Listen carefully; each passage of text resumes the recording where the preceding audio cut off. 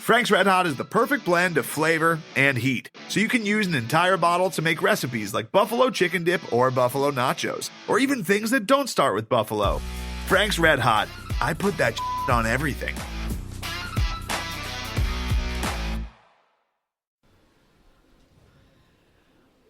Hola, Craig. Hola, ¿cómo está? Hola. Muy mal.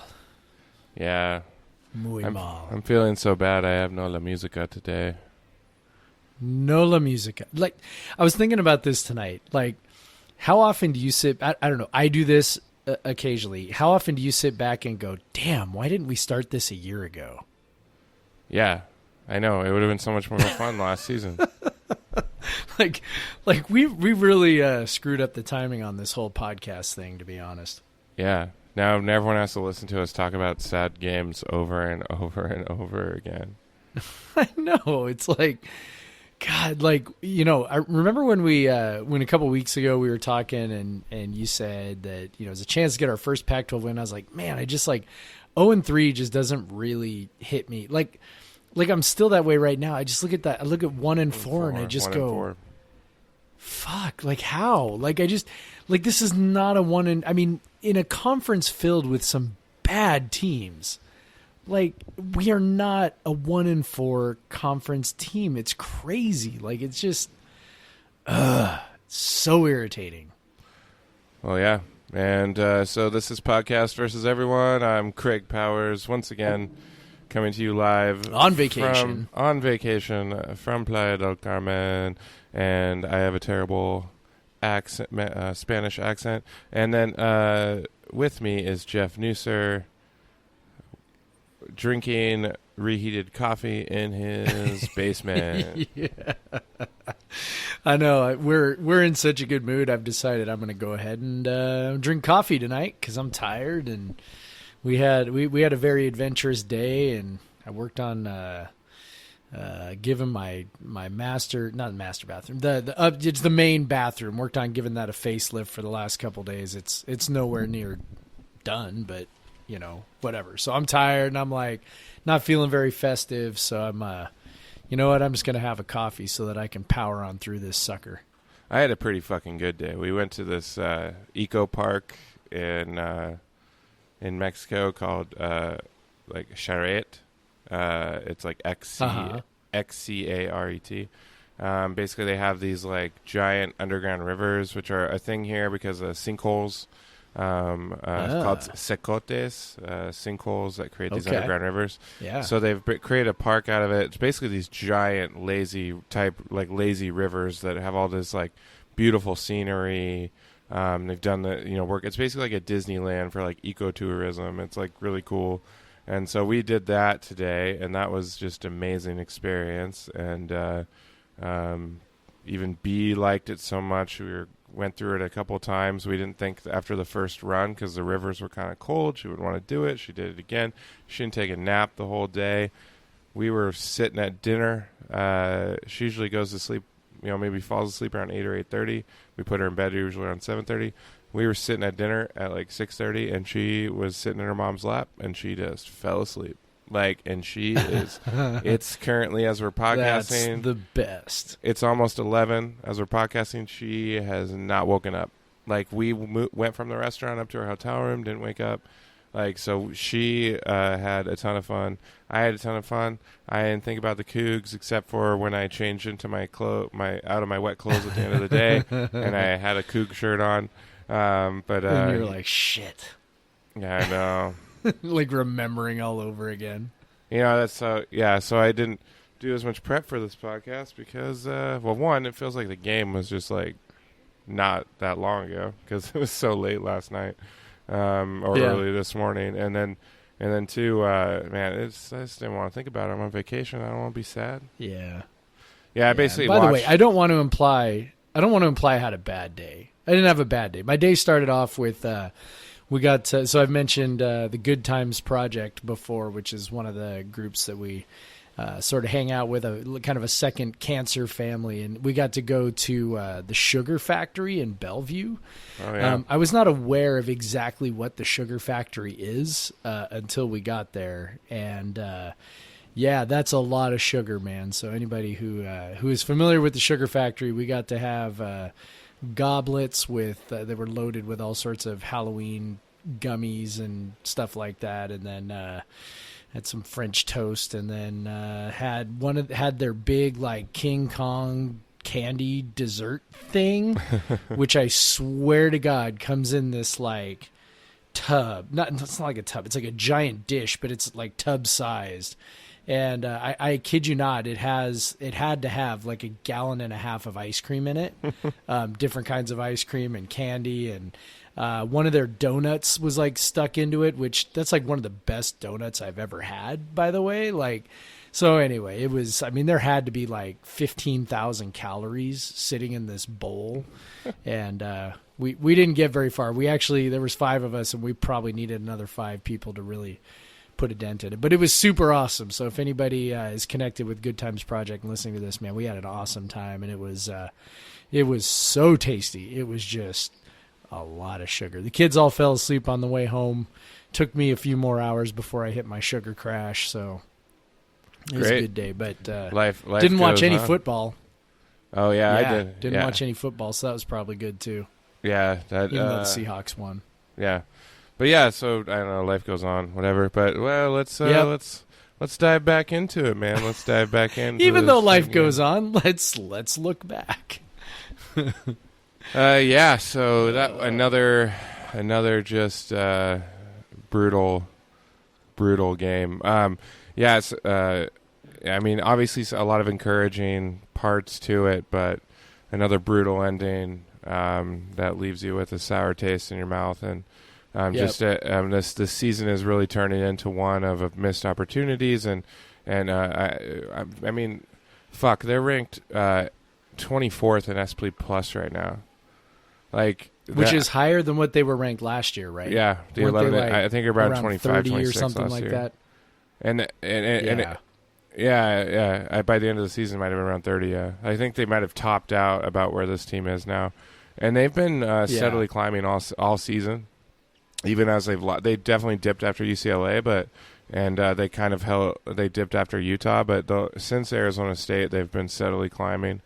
And I mean, that's what it feels like when you watch the games. Like, it feels like the team's getting better. The offense is still clicking.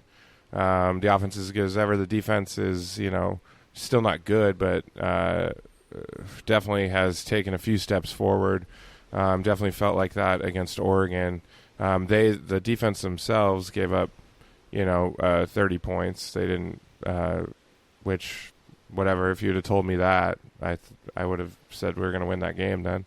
But of course, there was just, we talked about it as the game was going on. Those first 2 drives, it felt like the Cougs were punching them in the mouth, in their own air raid way, and moving the ball down the field. And in the preview podcast, in my written preview on Coug Center, I pointed out that Oregon only gives up touchdowns on 25% of red zone drives, and that's what it looked like on the first 2 drives for the Cougs. Not really of anything that Oregon did, but just things the Cougs did to themselves. WSU gets down to the 3, right, like lightning quick on the first drive, and we talked about this in the podcast. There was a 5-man box. They should have ran that ball. They didn't. That one could have been run. Yeah, they didn't. Liam Ryan, I don't know what the hell he was doing. He had the guy blocked and then just decided to throw him down, and that's always going to get called, And then the next play, he just gets a more classic holding, and when he got beat, and suddenly WSU is on, first and goal from the 23, and but of course they still had a chance to score, and Roderick Fisher drops a touchdown, like what probably would have been a touchdown. He was pretty clear. He was catching the ball. It would have been catching the ball on the 5 with momentum going into the end zone. I think he would have scored. Yeah. You got to think he would have. Even aside from that, they might have had the ball in the 1 and probably went for it and probably scored. So, so that was a rough start, and that immediately felt like this is going to come back and bite us. And then the next drive, WSU easy down the field again. Gordon makes a hell of a throw, a dart to the guy who's been our best receiver when he's been in the game, Brandon Arconato, and he just flat out drops it, and sure enough, he doesn't just drop it; he drops it right into the arms of an Oregon defender, and instead they'll get nothing on that drive. They only got 3 points on the first drive, nothing on that drive. But, so those first 2 drives, man, I know what you were thinking. Those first 2 drives gave me a feeling in my stomach that did not go away until the very end. Yeah, I mean, there's an old saying, right, that you can't win a game in the first quarter, but you can lose it in the first quarter. And, to be honest, that's kind of what happened. And people are, I think, sort of reluctant to make that kind of a conclusion when so much time passes between then and the end of the game and so many things happen. And, so you can sort of talk yourself into all kinds of things. Like, for example, the simplest thing. Okay, if we can get a stop there on Oregon's last drive, we win the game. Right. But it's like, this is our defense. This is their offense. And if you're in a position where you have to come up with a stop, keep them out of field goal range, that is a situation that is advantage Oregon. Period. End of story. Like, you can't, as much as you want to rationalize it, you go, look, Oregon feels about their offense the same way we feel about ours, which is you give us the ball with, at the end of the first half, right? Okay, so Gordon throws the pick 6 and that sucks and everything else. But immediately in our Slack channel, we were all saying, well, okay, but there's plenty of time to go score. Because that's how we feel, right? And then, sure enough, we drive down and get a touchdown, right? So it's like, so Oregon feels the same way. Hey, we get the ball back with a minute to go. That's advantage Oregon, right? So the best way to make sure that you don't end up with advantage Oregon in that situation is, be up by more than a field goal or be up by more than a touchdown. Same thing against Arizona State. Like, when you're in that close game, you can't count on this defense to make a stop, and they're getting better, and there's no doubt about that. I wrote about explosives last week. Outside of one really terrible play, they were good. I think they only had maybe 2 passing plays. I think there was 1 passing play over 25 yards, but one of them was 24. So there was 2, right? So 2 explosive passing plays, really only, I think, 3 explosive running plays, and they didn't have any chunk running plays after about 10 minutes left in the game. So it's the defense did better. They stepped up. They played a really good offense down to, 31 point or 30 points, right? Yep. Because one of those was a pick 6. Well, so actually, down you to could 30 say points. that's 30 points, yeah. Yeah. So, you just go, that's a success for the defense. But, again, you put the ball in the hands of Oregon with a minute to go, and they like their chances. And so this is all to say, when you leave 11 points on the board there in the first quarter, and you drop 2 touchdowns and one of them turns into an interception. And I've heard people try and make the argument, well, yeah, but after the interception, they got to stop and then they got a touchdown on the next one. Well, who's to say that we wouldn't have gotten that touchdown on the next one anyway? Yeah. Right? It's like we might have gotten a touchdown on 3 consecutive drives. We've done that before. The point is that drive ended with 0 points when it should have ended with 7. And the next drive ended with 7. And what happened with the interception did not have any bearing on whether they scored a touchdown the next time. So, I guess the field was a little short, but I think you get my point, that they left all these points out there and it came back to bite them. And I tweeted at the time, game over, which obviously is a little hyperbolic and overdramatic, but I think it played out sort of like I thought it would, which is they needed those 11 points. They didn't have them, and they ended up losing the game. Yeah, absolutely. I know. It was kind of a theme throughout the game. at halftime, you're like, the Coug offense was moving much better than the Oregon offense. It just felt like the Cougs were dominating the game, but it was 17-17, and that's where they were at. Right. And then they come out in the second half, and Oregon, we have the third quarter, and then Oregon is suddenly up 11. But still, like you said, there's this confidence in this offense. Like, I was still thinking, man, and you're thinking back to 2015 as well. Like, if we can get a score, a stop, a score, like a score and a stop, a score. But, of course, the defense actually came with 2 stops in the fourth because WSU got the ball back down 6 with about 5:30 left and went 3 and out. And then Meyer Cristobal decides to punt the ball from like the 35 or whatever it was. Thanks, buddy. And then I don't know. I know the drive started at 10, but you knew they were going to score, but you just didn't want them to score with too much time on the clock, and they did. Right. They scored. I mean, obviously it took them a 4th down play to score, but still, they had a 48-yard chunk play from Tay Martin in there, and that the whole time when he's running that, you're like, go Tay, but also fall down. like just I'm like, totally. I'm like, you're kind of afraid that he's going to score, and then you like you really weren't counting on a 50-yard pass right there, right? Like, I mean, I don't know about you, but I'm looking at the clock before that play, and I'm just thinking like, okay, this is kind of the perfect amount of time, right? Like, we're gonna bite off, 8 to 15-yard chunks on the way down.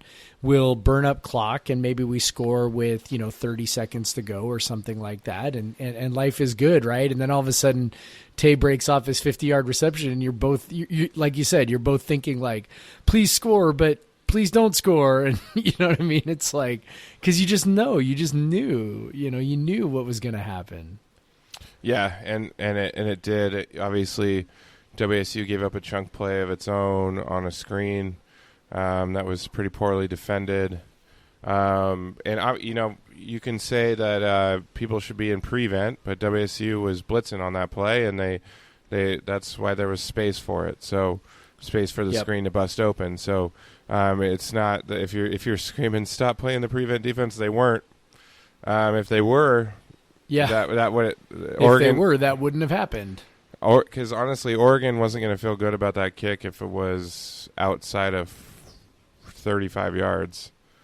Like they passed on a 50-yarder that would have probably iced the game earlier. Yep. It would have made it a 9-point game, and it's just when they were kind of sitting at that kind of 35 to 40 range, you're like, okay, if the defense can just stop them right now, Oregon's kicker is not going to make this field goal, or they're not even going to try it. Right. But that screenplay was huge, and then you kind of knew it was over. I mean, you'd hope that Oregon's kicker was bad enough, but he missed. He made it. He made the 27-yard or whatever the hell it was. Yeah. But yeah, that's. It looked like it might have been drifting right too, and then like it just kind of straightened. I was like, no, he did. It started to go right, and I thought. And then I was like, no, it really just straightened out. Yeah, it's one of those things. I mean, I was like, damn. Yeah, it's one of those things in real time where it seems like it takes like forever, and like it's just slow motion moving, and you're like, oh, it's going. But then you watch it, like the replay, it's just like, oh no, it was just a regular field goal. Like there was nothing scary about it. But no, really. I don't like. Yeah, another gut punch. I mean, this is 2 out of the last 3 games, 3 out of the last 5 games, where they've just been fourth quarter. But man, you got to say though, these guys are fucking tough though. They are. Something I kind of thought they might fold at one point, and they didn't. What gets lost in the fact that they lost the game is that they came back from 11 down and took the lead in the fourth quarter. They were down by 11 with like 11 minutes left in the game. And they came back and took the lead. And the defense gets credit for part of that, too. Like, that wasn't all offense. Obviously, the defense had to get a couple stops. Well, an extra stop, because you would have thought WSU would have scored on that 5-minute. The drive they had 5.5 minutes, but they went straight 3 and out. And then you're like, oh, shit. Yep. But then defense stepped up. They stopped him again. Got to stop. Yep. Yeah, man. I don't know. It was. I wanted to go run. I know there was that craft beer bar I was at the other day, and Playa del Carmen would still be open, and I was like, if they win. I was just watching outside by the pool, streaming it on my phone, with my headphones on, and like it was dead. No one was around except for the workers.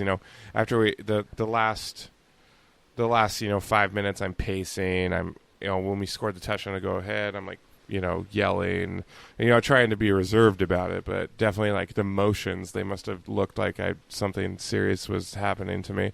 But yeah, and then it's funny, I was just pacing until that they popped that screen, and I just went down in one of those like loungy swim, poolside chairs, and just kind of curled up in a like laid back, curled up in a ball, just like of sadness. All right, what do you think? Should we take a break? Yes.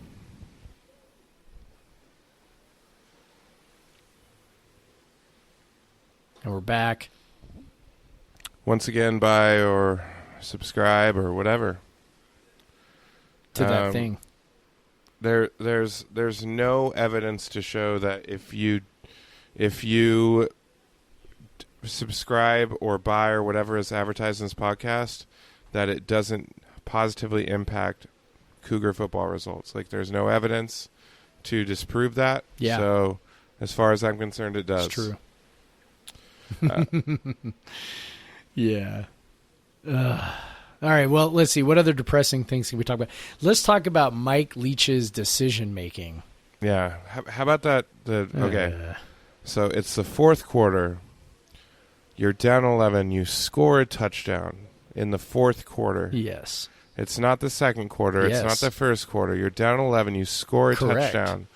You are now down. That is true. You are now down 5. If you kick the extra point, you'll be down 4. I believe in football there is a play called a field goal that is worth 3. Yes. So usually, and given that it's the fourth quarter, there's roughly 10 minutes left, you being within 3 points may end up, having a drive that could tie the game or whatever. This seems like a no-brainer decision to go for 2 in that case.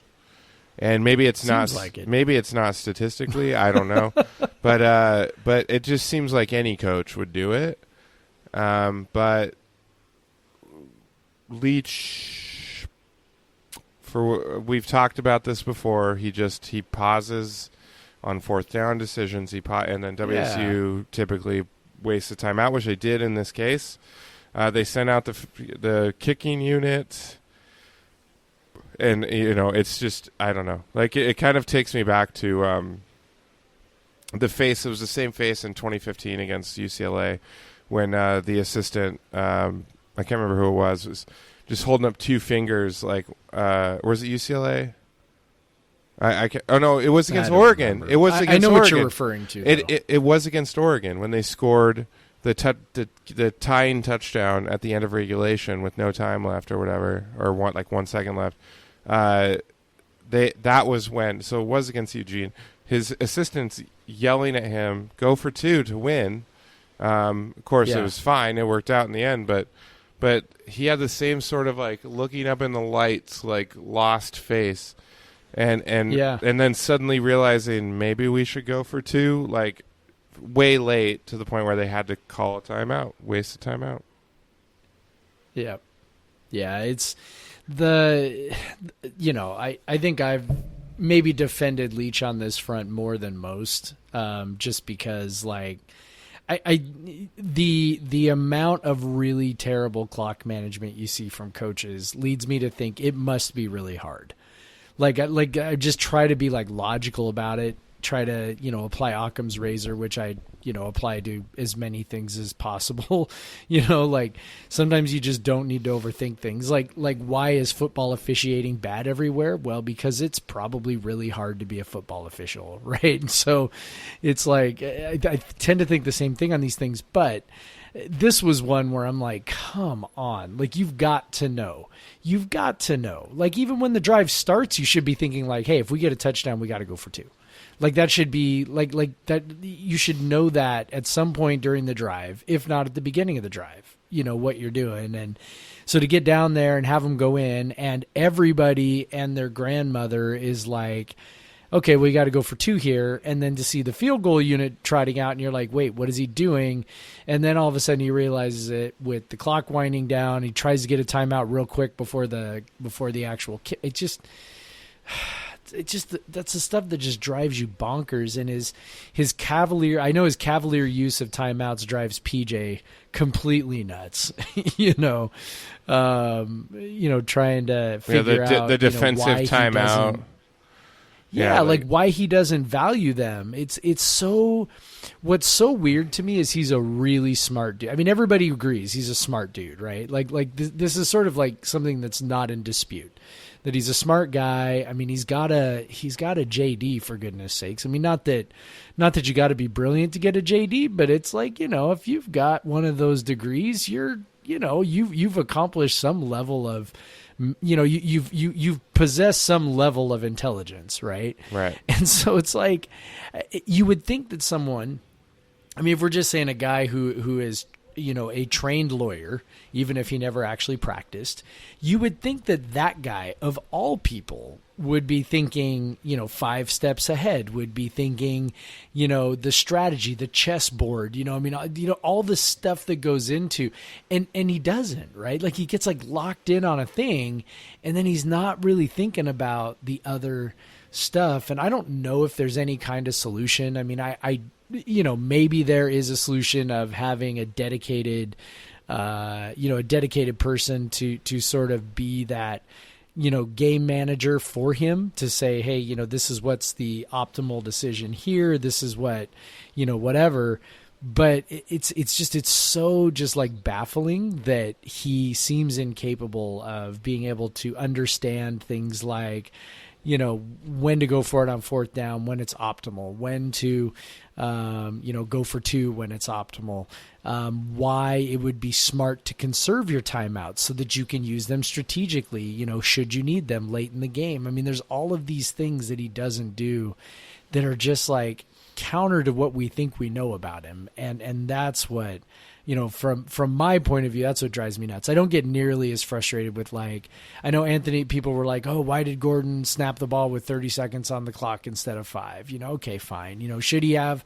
Of course. But this, again, a guy making his, 8th start and that kind of stuff comes with experience. So I'm not going to crush the guy for that. And same thing with Travell Harris running out of bounds. I mean, Oregon probably spends a time out there anyway. It's so, whatever. But it's just all sort of like the guy who is in charge of the whole thing should be the one to be able to be trusted with thinking those things a little bit farther in advance than, the moment you're confronted with it.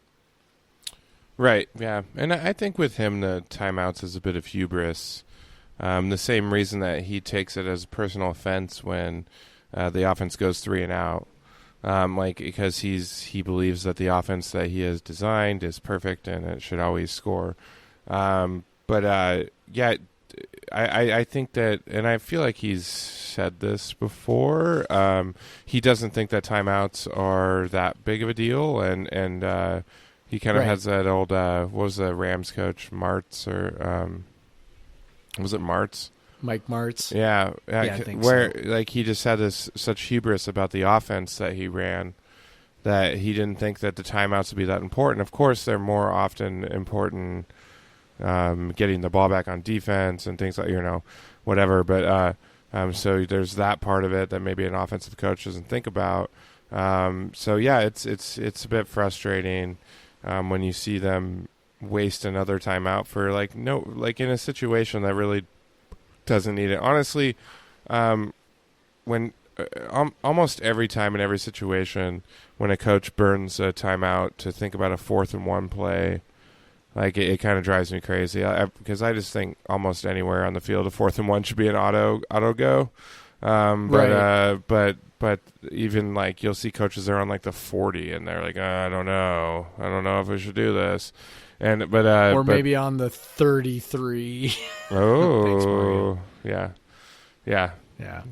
But yeah, so it's just, and they burn timeouts because they just we've talked about this. Just have a strategy. Just have something that you always go to, and then you don't have to waste timeouts, and you don't have to waste time or get penalties or whatever. Right. And everybody's on the same page, right? Like once upon a time, it was. I mean, we're probably talking like Luke Falk 2015. So I mean, we're a few years removed from this now, but it was like, correct me if I'm wrong, but I think that's the last time it happened. It was basically just like it was 4th down, and we were approaching midfield or past midfield. It was just automatic. We were going for it. We weren't gonna worry about no. I mean, it wasn't even like the offense wasn't even looking to the sideline like, are we coming off? Are we not? They were looking for the play, right? Right. And I'm not sure I understand why. Why we've gotten away from that. Like I understood why we got away from that in 2017 because that offense was trash. Yeah. But it's like, but that's like one offense they had a really good 6 kicker, years. So they're like, and they had a really good kicker, and the defense was good. Yeah. So okay, like I get it. The defense was better than the offense, and whatever. It just like when you had Minshew and now you got Gordon. Like and you got Borgie. I don't get it, and I don't understand why it's not more of a mindset of we're gonna score and you have to stop us and you can't, so screw you. It doesn't really make a lot of sense to me why that's not just a philosophy at this point. But I don't know. Maybe Mike Leach is mellowing out as he's getting older. Yeah, maybe. We know Pete Carroll is, so we started on that one. But you kind of brought something up that reminded me of something with Borgie. We talked about. I brought up, on the first drive they had a favorable run box. They had a 5-man box. I mean, I don't even.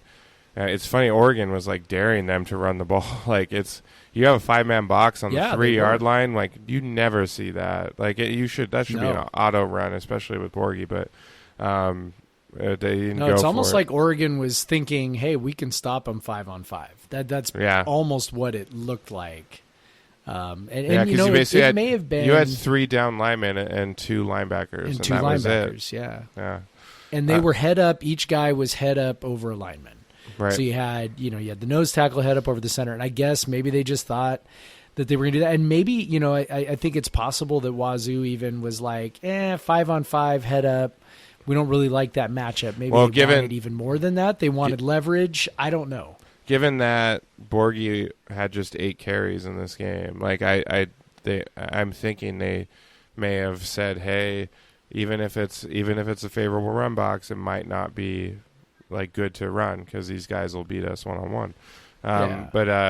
But of course, later in the game, they hand off on a horrendous run box, 5-on-7. Yeah, 5-on-7. 100% 5-on-7. And Borgie breaks 3 tackles and scores a touchdown. So it's like I don't that probably there's a lot to. It's like at that point I think I said in the Slack like fuck it, just hand it to him when it's 8-man box. I don't care. Yeah. Just like whatever. Yeah, I was like, okay, all you people might have a point because I've been I've basically been ridiculing everybody for for a month, being like, dude, what do you want? Do you want him to just run the ball into a totally losing situation? And then it's like he ran the ball into a completely losing situation, made 2 guys whiff in the backfield, and then ran a guy over at the goal line.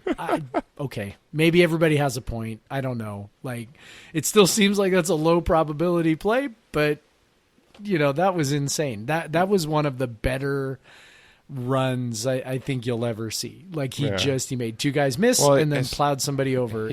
That was an NFL type play. He had to make a guy miss as soon as the ball was in his hand. He had it, and then as soon as he handed the ball off.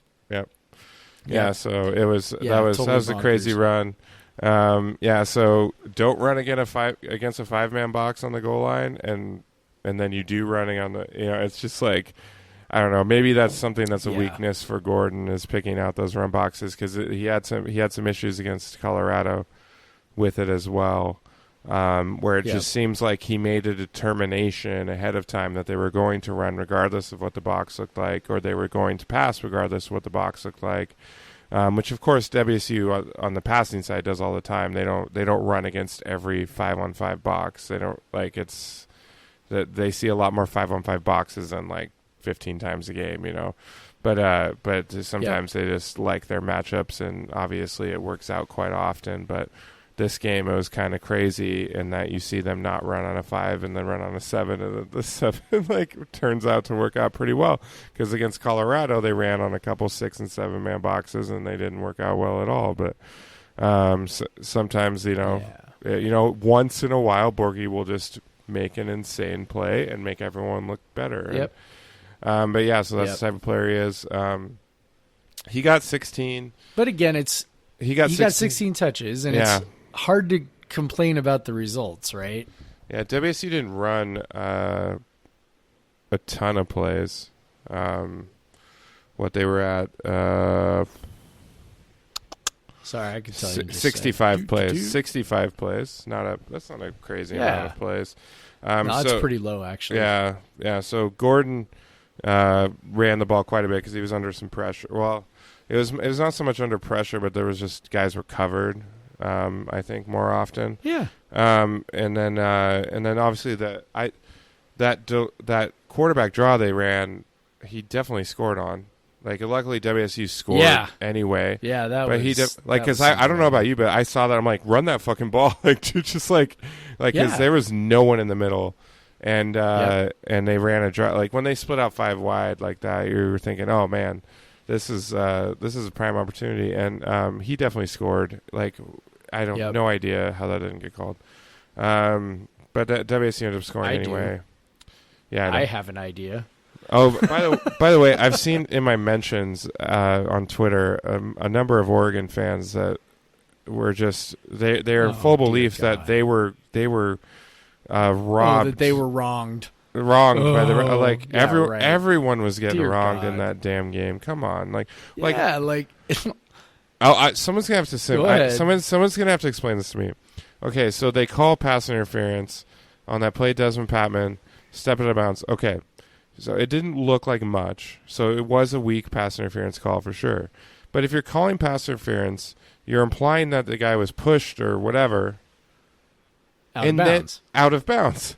And then he catches the ball. So how does that pass interference not negate an illegal touching penalty?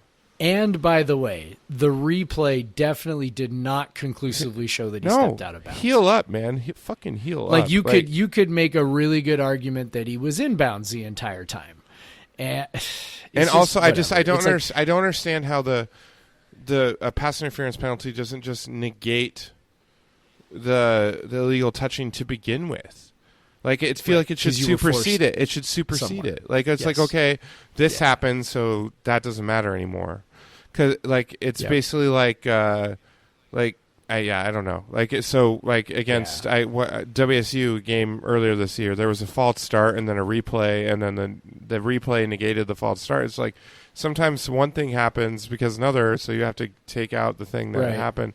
But it's well, and then you had the third down play, the conversion where the ball was clearly moving after it hit the ground, and it didn't even get reviewed. It didn't even get reviewed after Oregon had a false start, and there was more time to look at it, and it was whatever. It wasn't even just moving. That wasn't even moving when it hit the ground. He didn't even have that much control of it at any point. Right.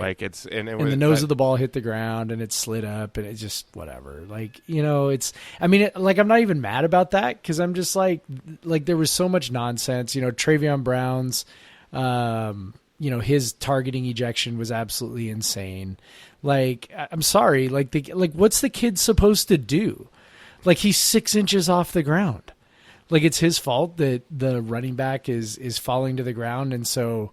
Like did he launch himself? Yeah. I mean, he's trying to make a tackle. Like, it's just, football has gotten so far away. I've said this before. Obviously, this is another, ban replay rant, which, by the way, it's nice to see more and more people sort of coming around to this idea that replay actually is a bad thing and doesn't actually do any good. Like, it doesn't solve that many problems. It creates a whole host of other problems, and it makes the game unwatchable at times. And so, there was a time when I think like 4 minutes of gameplay took 30 minutes because of multiple replays. Real time. Yeah. Right. Yeah. And so, I'm tired of it. I think everybody's tired of it. The refs are just incompetent. I mean, you just go. Well, and then when it's like they're looking for stuff to review, but then that play we were just talking about, like then they don't. How do you don't review that? And then they reviewed a play like 2 plays later, I swear, to make up for it. Right. There was another run where Borghi got a guy pretty clearly targeted on Borghi, and that absolutely didn't get replayed because that wasn't flagged. And anyway, I just my contention is that the biggest problem football has is that it's and I think this is sort of sports in general also, because I think basketball is kind of going down this road as well. I mean, there was a game, or there was a play in the national championship game where, they overturned an out of bounds call because it barely ticked off the guy's finger after a guy poked it out of bounds. And it just, it's the need to this effort to try and be perfect. This pursuit of perfection is what causes all of these problems. Right. It's like you can't be perfect. Replay, the fundamental assumption behind replay is that we can get this right, that you can get everything right, and it's like you can't. You really can't. Like, and there are so many things you can't get right, and in fact, it opens up all of these areas where you could actually get it wrong. Especially with targeting with Travion Brown, where it's like. We've talked about this before. That rule leaves so much for interpretation, yep. or like the rule is often used outside of the spirit of the play. Like, okay, so the defender collided headfirst with the runner. The runner was falling down into his head. Like, what the hell is he supposed to do? What's he supposed to do? Brown is set up to hit him in the midsection. Right. He's going to hit him in the midsection or the legs. And then the runner stumbles down. So no one can move. These guys are moving so fast. Like, what is he supposed to do? No one. And then people are like, "Oh, well, fast. He should have had his head up so that his face mask is going." Like, I'm sorry, people. Have you ever Have you ever moved? Just period. Have you ever have moved you ever, your body? Or have you ever played football? Like, it's like, I mean, come on. It's Dave Wyman, who is a former Seahawks NFL linebacker, right? And he's on the radio. Oh God, I know. ESPN here in Seattle. Well, and he has this saying that it's like, this is not the Matrix. Yeah. He's like, we don't live in the Matrix, and which I understand is a little bit of a dated reference at this point. But the idea is, of course, Keanu Reeves has this, famous scene, right? Where he's just like, he's dodging these bullets, right? Yeah. And he's like, vroom, vroom, right? And it's like, no, this is like, that's not real life. And when you slow this stuff down frame by frame by frame, it's everything like looks you worse. create this. You create this impression that people can do more things than they actually can. And so you end up with, plays like that where a guy gets ejected for no reason. It almost came into play when Justice Rogers went down, and we were like, oh shit, now we don't have no one to play middle linebacker. Okay, well, Hank Pladson, here we go. And Rogers obviously came back, and that was good. But it's like, man, it just, there's no rhyme or reason to any of it. And the introduction of replay just shows that there's no rhyme or reason to any of it. And football's, propensity to over-legislate everything just creates a situation where, honestly, I think the refs are in a no-win situation. I mean, we make fun of Pac-12 refs, and I get it. They're worse than everybody else at this. But it's like, it's hard. It's really hard. The rule book is like, so thick, and there's so many little rules, and that's why the 8 of them get together and discuss every damn call, because it's like they are talking to each other to make sure that they're getting it right. Like, I have this call, I'm getting this right, and they all look at each other. Yes, that's the right call. And it's like, if you need 8 people to conference every damn call just to make sure that you don't, screw up one of football's arcane rules, you may have a fundamental problem with your sport. Right. And I get the reason for the targeting. I know what they're trying to change. Sure. And I think so much of this is well intentioned. And I think it's had some impact. Like, I think that guys are hitting in a different way, but still, it's like if you're looking to, like, if you're hunting down people who are basically not ill-intentioned, like, with the rule, this is not like fucking Vantaze Perfect, like, spearheading people. Yeah, like, toss that guy out of the league. All of Arizona State's defense, or which somehow no targeting calls are called in that game. Yeah, like we've or seen even it. reviewed. You know what it looks like. You know what it looks like when people are headhunting. Like, you know what it looks like. It's so easy to see. Anyway, and that's like Travion Brown was low to the ground, bent down. Like, who is trying to hit someone in the head when they're bent down as far as they can to the ground? Like, come on, that's not what he was doing. And I've seen people, well, he should have had his head up, he leaned in. That's just how your body moves. Like, that's just how it works. Yeah, like you try and pick your head up while you're diving in like that. Like, really? Like nobody does that. Like, you just don't. Your head goes down. Like, and that's protected. I'm more angry about that garbage than I am about the outcome of the game. To be honest, it's a naturally protected. Well, the outcome of the game, I'm more sad about than angry. Like, it's just because it's just like, at this point, and we can talk about this too, but maybe we should take a break. But just to wrap this up, like, I just. The officiating is that was a disaster. Even to the point, like, the TV crews hate to pick on the refs, and for good reason. Like, you don't want to just, like, stoke the fire and make that the narrative. And you can do it endlessly, right? Yeah, like, nobody wants to do it would that be endlessly. Obnoxious, but right. Well, we could talk about that crew and the disaster they were, but anyways, the TV crew, but even they couldn't help but call out, like, how ridiculous this was, and I would it's funny, I don't know if you caught this. Levy asked Greasy, like, if you could get rid of replay, would you do it? And he said only if it's both NFL and college. Just like, you gotta get rid of it completely. And it's well, I mean, this game was a prime example of what replay can do, and how replay doesn't actually serve the purpose that anyone thinks it does. And it's just getting worse. And I mean, you brought up basketball. Like, the last minute of a basketball game is fucking terrible now.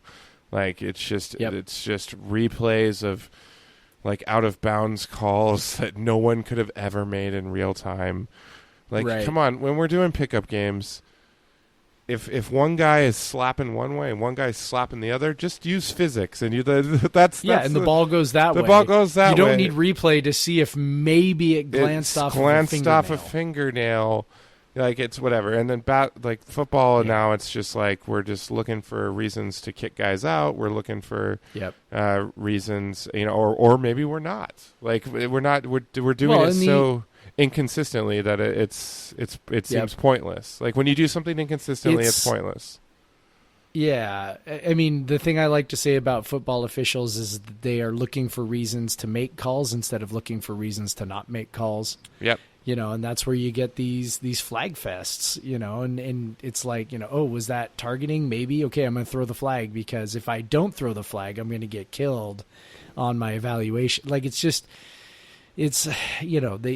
like, I better throw a flag. Well, because it's like, more of, but they're more thinking, not throw a flag here. Yeah, they're more thinking of, like, how's this going to look on tape, like, or whatever. Like, because 100%. Like 100%. They're thinking about their evaluations and not about the game. Like if you think about the wrong way to think about it. If you think about Liam Ryan's first holding call, that really had no impact on the play. Like he was dominating a guy and threw him down, which that means he was holding him. But obviously we know that every offensive lineman gets his hands inside and grabs the fucking the shoulder pads of the defender every single down. Like that's how people block. Like that's why it's such a big deal to get your hands inside, because you can hold there, and that's just how they do it. And refs the only time they call it is when it's so obvious that they're going to look bad on tape if they don't call it. Yep. So it's and I think part of the problem too is you've got these huge crews, and so every guy is really kind of his own guy, if that makes sense. Right. Where he's in charge of making calls in a certain area, and there's really no thought given to game flow or really anything else. Basketball, I know, is a lot different. Those guys function as much more of a team because they rotate through different spots on the court, depending on the calls or whatever. Depending on what, and they are much more, they're much more of a team, and they are much more in tune with game flow and with things like they'll even, sort of be aware of, my partner here, is he making this call or that call, or if one guy starts making a whole bunch of calls, the other guys feel like, okay, well, I better jump in because otherwise we're going to look like we're not doing anything, and there's sort of this give and take where they sort of manage the game, and it really is sort of this really interesting dynamic where these three guys or women work together to sort of manage the game. Football, I think, because of its very nature, the massive field, and having, I think it's 8 guys, all over the place. I really think that's how you end up with, the guys just making calls that seem like they're out of nowhere, that don't seem consistent, because they can't be consistent. It's 8 guys, they're not always going to be on the same page about what's what. Right. Yeah. It's just hugely frustrating. It's just something. Ban replay. And would you get rid of replay tomorrow if you could, Craig? I don't know. I'd scale it back. How would you? Okay, so how would you scale it back? What would you do? I think scoring plays are still a good thing. Like I think having it on scoring plays is fine. There's not a lot else. There was at one point when it felt like the replay on targeting was to protect the penalized player, but now that you can, now that you can look for it when there was no flag thrown, like these type of replays where you can go back, and the same thing with the elbows in basketball, the flagrant foul elbows, where they can just like, oh, there might have been an elbow, no one saw it. It's like, okay, well, now we're stopping a game, and we're going to stop it for 5 minutes, and no one knows what's going on. And it's the same thing. I don't know. There's certain types of replays that seem like, okay, like, did the guy score a touchdown or not? Like did the guy get the 3-pointer off in time at the end of the game? Like those. Yeah, I mean, those things make sense. But it's just ballooned, and to the point where it's just way beyond that. Like, well, you could have. I mean, of course, you could have thought that out of bounds calls were a logical step, but to the level of detail that they go in to determine if a ball was out on whoever it's had a huge impact on the game and the pace of the game, and just a lot of the calls made it now. And it's also had I think it's built more distrust in officials, because you just are like, oh man, they're missing. I mean, honestly, like, like if you've played pickup basketball, that most out of bounds calls, like 50-50 calls, are impossible, to make. But still, like, people are like, oh, how this ref missed it, and so now it's like this distrust in the game itself, because I don't know. Yeah, I think you're right. But there was at one point in like soccer where it was just kind of accepted that everything got screwed up and it was fine, and now it's now the VAR is again, it's used inconsistently, and it's used sometimes like insanely long plays and stuff. But I don't know. I don't know if I would get rid of it altogether, but I would definitely scale it back to kind of more bigger plays and less about hunting out penalties for the sake of that. Well, how about this? Oh, and also fuck the pass interference review call. Yeah. What a waste like in of the time NFL. that's been. Yeah. Oh my God, that's going to go to college eventually, isn't it? Yeah, I think our number one complaint right now is that it kills the game flow, right? Yeah. And it's this pursuit of perfection that is impossible. So why not just do this? Like, apply the standard that they apply in soccer, which is clear and obvious errors, right? I mean, that was the whole point of this from the very beginning, is fix the stuff that's clearly wrong, particularly the things that have a direct influence over the game, right? Well, yeah, that's where call stands and call confirmed came from, Right. So the idea is to fix the stuff that's really bad. So how about this? Like, when you want to replay something, you have 60 seconds. Like not just like, oh, we want to complete this within a minute. You like when that video starts, you have 60 seconds. And if you can't figure it out in 60 seconds, then it's too obviously close. not. Yeah. It's too close. It's obviously not clear and obvious, and you could just get on with the game. Like, if we're all just going to assume, look, obviously if I had my druthers, I'd do away with replay tomorrow. I just don't care anymore. Yeah. Like, I'm just like, okay, I think humans are about as good at getting it right as replay is at fixing it, right? Or getting it wrong. like replay sometimes actively gets things wrong, just like you talked about the Desmond Patman play, where it's like there's no evidence that he stepped out of bounds. So but yet we created a penalty that wasn't there before. So replay even creates problems. So, okay, 60 seconds, clear and obvious errors. If you can't see it in 60 seconds, it's over. And if we all agree that it's not going anywhere, we all agree that it's going to stick around, and there's no way they're going to get rid of it because coaches would never do that. Coaches are convinced that it's actually a good thing to help them, get the calls right. And I get that they potentially have millions of dollars riding on the outcome of games. Right. So I get that. Like, I understand why they have a vested interest. I don't understand why fans have such a vested interest, but whatever. So it's not going to go anywhere. Can we maybe just put some parameters on it and say, okay, fine, you buzz for replay, great. You from the moment that replay starts, 60-second clock starts. And if you can't figure it out in those 60 seconds, the video shuts off and you just go, okay, well, what is it? That's it. And if you haven't figured it out, it stands, and that's it. And you just move along so that we can all just enjoy what we're trying to enjoy, which is just watching a freaking game. Right. Man, I did not know that we were going to rant about replay for 20 minutes, but there we go. Yeah.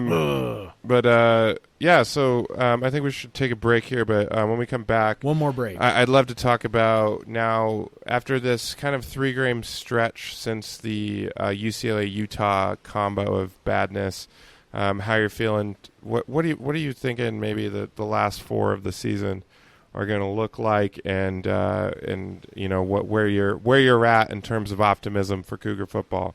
So yeah, let's take a break and then we'll get into that.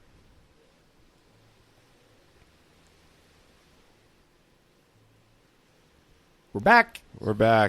Once again, whatever. Back. Do that. Yeah. Yes. Go advertisements. Woo. All right, man. So I don't know about you, and anyone who follows me on Twitter probably saw a few things I said after the game. I don't know. I'm feeling pretty good about this team. I'm feeling pretty bad about this season. But this is one of Leach's. This is damn near Leach's best overall. This is his best offense. Since he's been here, and the next best probably being Gardner Minshew's last year, which that's got to make you feeling good. Like, the last 2 years of air raid have been, I mean, maybe outside of 2014 too, but best offense in years, and these last 2 years of air raid have been fantastic offense, getting exactly what we want. Obviously, the defense has been a challenge this year, but man, even they're not that team that gave up 50 in a quarter and a half to UCLA. They're not that team that got shredded, 9 yards of play against Utah. They show a pulse once in a while, so it's just it's you're feeling a little bit better. They're still bad. They're 81st in SP plus, but there's the number 4 offense in the country, and like I said earlier, the Cougs are 24th overall in SP plus because of that offense. It's just crazy to me to think, you remember back in 2015, 2016, WSU was, or 2017 even, like usually rated way lower in SP plus and measurements like that than they were by humans or based on their record. Yep. And now it's flipped this season. The metrics did not really like them, yeah. Even last year, the metrics didn't like WSU as 10th in the country or whatever. But they were just winning. They were just winning games, and sometimes you just got to look at the wins. But this year, it's opposite. They're not winning the games. It's you. What'd you say? The 3 losses in Pac-12 play outside of the Utah play by 10 total points. 10 total points. And they weren't. It wasn't like WSU. And you had a lead in the last like 2 minutes of all of them. Every single one. Yeah. Every single one of them. It was a last drive thing. Yeah. So I mean, against Arizona State and UCLA. I mean, and then these last 2 road games have been tough. Of course, these were road games that we were worried about, and it's really the tacking on the UCLA loss with it makes it way harder. Yeah. Because but it's. I mean, but obviously after UCLA Utah. Were you like? I don't think anyone was thinking well, we did think Arizona State would come down and be close, but I don't think anyone was then thinking that Oregon would come down to a final drive as well. And then I don't think anyone was thinking they were going to blow out Buffalo that blow out Colorado by 4+ touchdowns. So like I don't know, like I feel the team is playing really well right now. They're just not getting the results that I think since Arizona State, they've been playing really well. And these last 3 games, they only got 1 win to show for it. And they could very easily have 3 wins with just maybe slightly better defense or just even one bounce of the ball different in each of those games. So I don't know. Like that's why I know we joke about Washington, but even including that, there's not a game on the schedule that I don't think they can win. Left. No. I mean, there's no way. I don't think they can't win. I'm sorry. I don't think they can't win. I know what you're saying. Double negatives. Yeah, I don't see any reason why they can't win 3 of the last 4. I wouldn't even be, outside of the fact that the Apple Cup is the 4th of those 4, in any sort of normal situation, I'd go, they could go 4-0 to end the season. And maybe this is the year where, everything else has gone so weird that maybe the Apple Cup finally breaks in our favor somehow. But, I feel great about this team, to be honest. The results suck. That part is really irritating and unfortunate. But at the same time, you just go, they're so close to being, 7-1. I think their actual quality level is kind of exactly what we thought. I think the offense is better than we expected. I think the defense is worse than we expected, but I think on balance, the team is what we sort of thought it would be when the season started, and that's independent of results, of course. You would think like if you're taking you would think like maybe the 25th best offense in the country and maybe the 60th best defense, and they have the 4th something best like offense. That. They have like a top 5 offense, and they have 80 something defense. So they're there, and they've just had some insane endings and crazy games, like one of the craziest games of the college football year. They haven't gotten any good luck. and I mean, you can say whatever you want about luck and the role of, randomness and fortune or whatever in the results of games. But, I firmly believe in the role of randomness, sometimes in determining the outcomes of games. And of course, the defense needs to play a little bit. I mean, you can always say this unit needs to be a little better. That unit needs to be a little bit. I mean, you can always say that. You can say that and also acknowledge the role that randomness and luck plays. We talked about it with UCLA, right? I mean, like, you put the ball on the ground that many times and you don't get any of them. Like that's like, that is such a ridiculous statistical anomaly, right? And then you just kind of, you keep going. Like, I mean, what if, on that blitz that they got burned on the screen, the defender is able to get his hand and knock down that screen pass on the blitz, right? Or the receiver drops the ball. Or, at the end, he almost fumbled it at the end of that. Yeah. It's like, there's all these things that can happen, and it seems like quite literally none of them are happening. I mean, Travion Brown gets ejected for targeting on a play where he caused a fumble and we should have had a recovery with a short field. Like, it's just, if it weren't for bad luck, this team would have no luck, right? I mean, like the old saying, it's very, and that's not like an excuse making thing. I think people sometimes think that acknowledging randomness, acknowledging luck is some sort of excuse making. It's really not. I mean, obviously the defense needs to be better and, whatever, but it's a reality that we just haven't really gotten any good fortune in any of these games. And to come on the heels of last year where it seemed like the right play got made at the right time all the time, with the exception of what happened against USC and the Apple Cup, it was like, man, that team, came up with big play after big play after big play. Some of that is randomness, right? Like some of that is, you look at the Alamo Bowl. I mean, frankly, Iowa State outplayed us, right? But we got some timely turnovers and, that's how it goes. And so, we're just not getting that this year. And some of that has to do with, the skill level on the defense, but some of that is just randomness. And, maybe some of that randomness can come back around in the last 4 games. And I feel great about this team's chances to finish strong. I mean, I know we're all afraid of the Cal bullshit because that's what always happens down in Berkeley. But, when you look at it with a clear mind and you take some of that stuff away that, you sort of are tempted. I mean, it's like, I don't know what SP Plus says as far as win total expected over the last 4 games is, but it's got to be close to 3.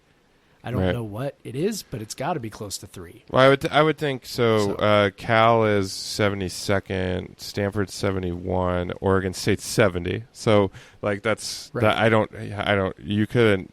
That's just crazy. So those games are all going to be in like the around 60 to 70%, right? Yeah. So yeah, and then Washington will probably be roughly a toss-up, right? Or maybe I think it'll be slight.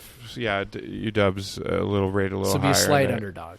So just off the top of my head, I'm thinking, like 70%, 70%, 70% ish, right? 40, and then 40, maybe like 45%. Yeah. So you're looking at something like 2.7 projected wins over the last 4. I mean, that's close to 3. I would, and again, I'm just like spitballing numbers based off of what it usually works out to, but yeah, I mean, there's no reason why they can't win 3 of these last 4 or even 4 of the last 4. Yeah, because they're good and they seem like they're getting better. They're good enough. And they seem like they're getting better. I mean, you're playing Cal off in 2 weeks, both teams off a bye. Cal's offense is a disaster. Their defense is not as good as they looked last year.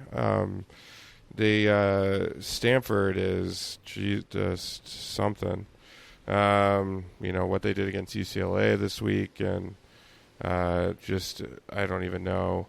Oregon State, obviously, that offense is scary against WSU's defense, but you know what? Oregon State's defense is worse than WSU. Like, it's awful. So, it's, I don't know. Like, WSU's going to be favored in the next 3 games. Like, book it, guaranteed. guaranteed.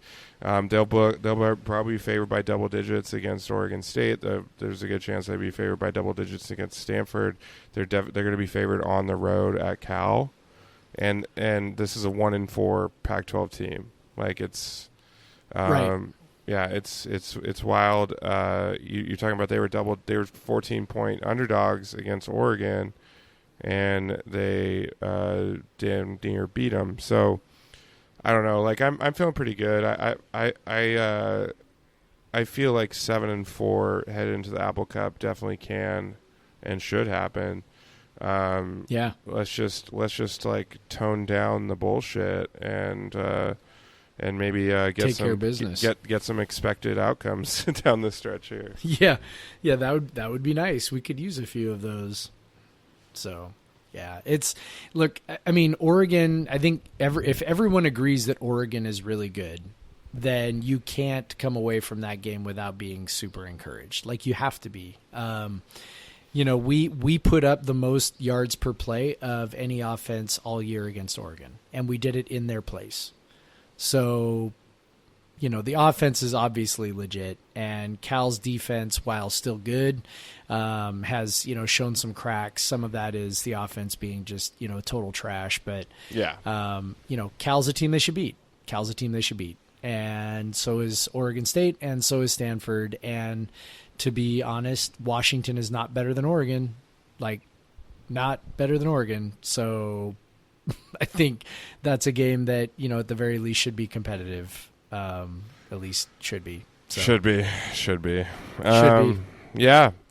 So yeah, I don't know. Like I said, I'm sad about the outcomes, but that's what makes this season pretty frustrating. Is this team's pretty good, and this offense is really good, and this we were worried about after the UCLA game is a bad defense going to ruin the offense and to the point where it's been high scoring games. It's 38-34, 37-35, those are high scoring games, and the WSU's defense gave up 10 against Colorado, but every other Pac-12 opponent has scored at least 37. So that is that worry is coming to fruition, but also there's just been a lot of random shit and bullshit that has led to the to this 4-4, 1-4 record. But I'm feeling good about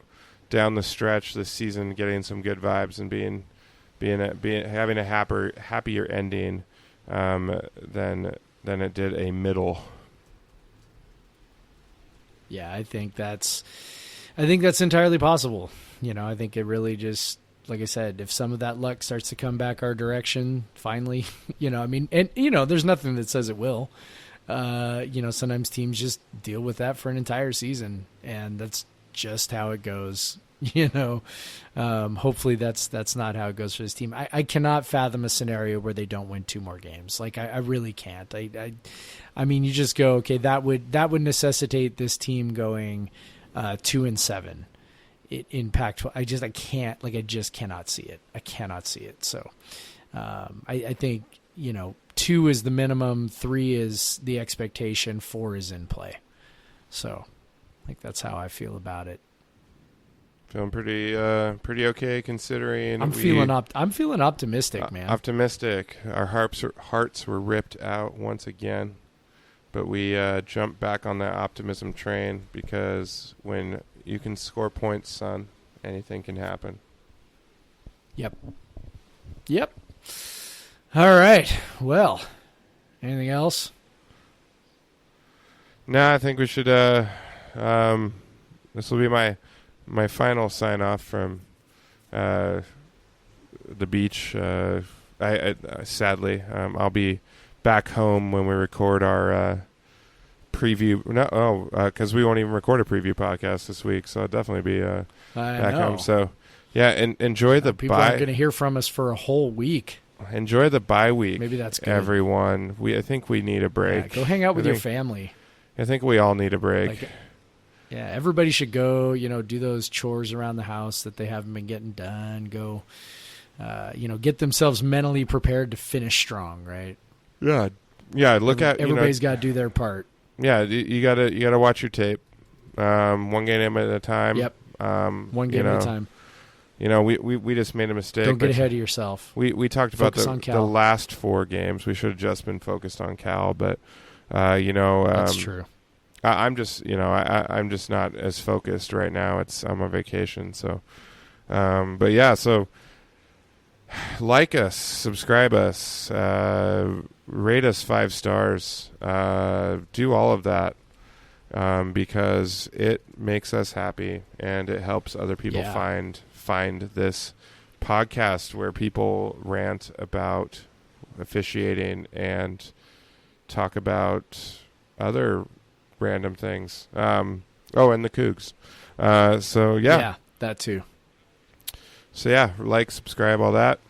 And we will, again, no preview podcast, no Friday podcast. Obviously, you'll get a Kook Center Hour from Michael Preston on Wednesday, probably Wednesday. And then we'll be back next week with, some bye-week talk. Probably talk some basketball because there won't be a game to recap. So that's what we should do next week. We got Ken Pomeroy preview. Yeah, we talk about season projections and how about that? Well, the season will be that week. The season will start. So yeah. It's about it's a date. That time. Sounds good, man. It's a date. All right, man. Go Cougs. Go Cougs.